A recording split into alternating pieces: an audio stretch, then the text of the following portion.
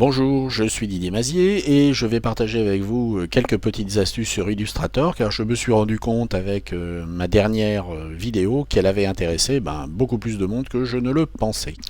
Nous allons commencer par nous intéresser aux mesures et dimensions. Je vais sélectionner ici mon rectangle. Et ce rectangle, vous voyez qu'il fait 200 mm par 100 mm. Si je voulais qu'il fasse 214 mm, c'est-à-dire lui ajouter 14 mm en largeur, il serait facile ici de sélectionner ma boîte de dialogue et de rentrer 14 mm et j'aurai quelque chose qui fera 214 mm de large. Par contre, lorsque nous sommes sur des dimensions qui sont beaucoup moins évidentes, par exemple un 196,254, eh bien si là je voulais ajouter 16 mm, le calcul pourrait être très compliqué.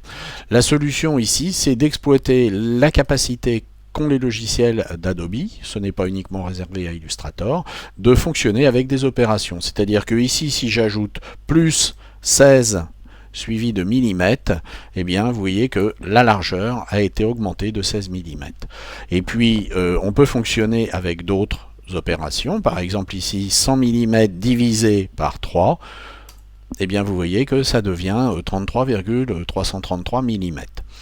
Donc on a ici un outil qui est extrêmement performant. Attention, lorsque vous allez multiplier, n'utilisez pas le X, mais utilisez la petite étoile, l'astérisque qui se trouve sur la même touche que le dollar.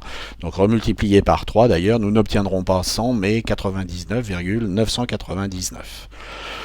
Donc voilà quelque chose qui peut être très utile lorsque nous allons travailler avec des normes qui sont des normes précises. Je m'adresse ici en particulier aux gens qui font du dessin technique.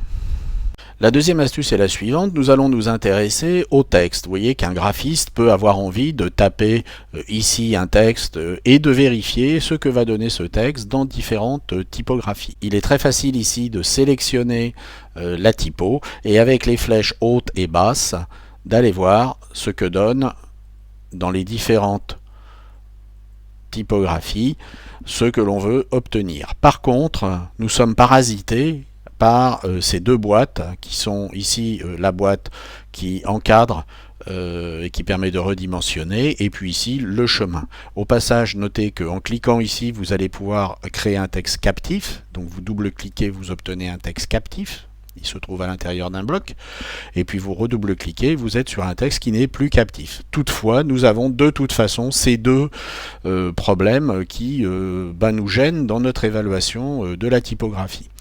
Alors vous allez me dire, on peut passer outre, mais il y a une manière de s'affranchir de ces guides.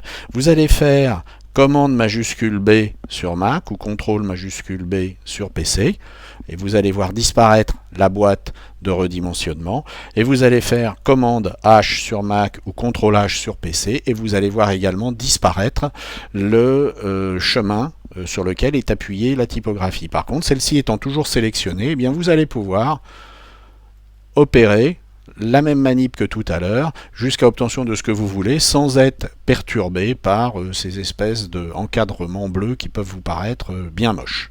La dernière astuce que nous allons partager maintenant est celle qui consiste à pouvoir exporter une illustration lorsqu'on l'a réalisée selon sa volonté sans avoir à se casser trop la tête.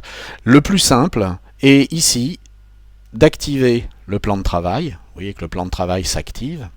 Et puis ici, dans les paramètres prédéfinis du plan de travail, de cliquer et d'ajuster votre plan de travail aux limites de l'illustration. Si vous aviez plusieurs illustrations sur la même page, vous pourriez les limiter à une illustration sélectionnée, mais là en l'occurrence on n'en a qu'une.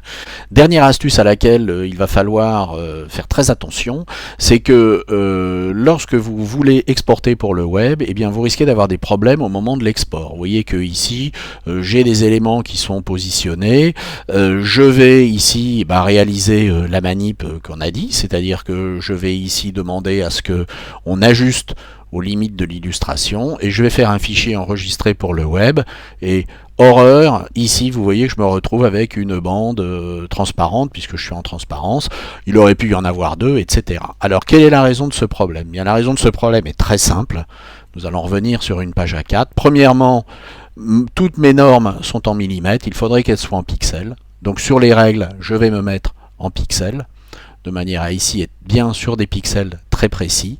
Ici, il faut être à la fois sur un positionnement en X et en Y, c'est-à-dire sur l'origine d'un point, et alors attention, pas l'origine du milieu, hein, plutôt l'origine du coin haut ou du coin bas, qui vont être en pixels, et il faut que les valeurs ici soient également en pixels sans décimale. Nous devons ici n'avoir aucune décimale. Donc quelle que soit la méthode de travail, vous allez ici revenir sur une origine par exemple qui sera de 711 et puis ici sur une origine de 915 ou 916 au choix, mais vous serez en pixels.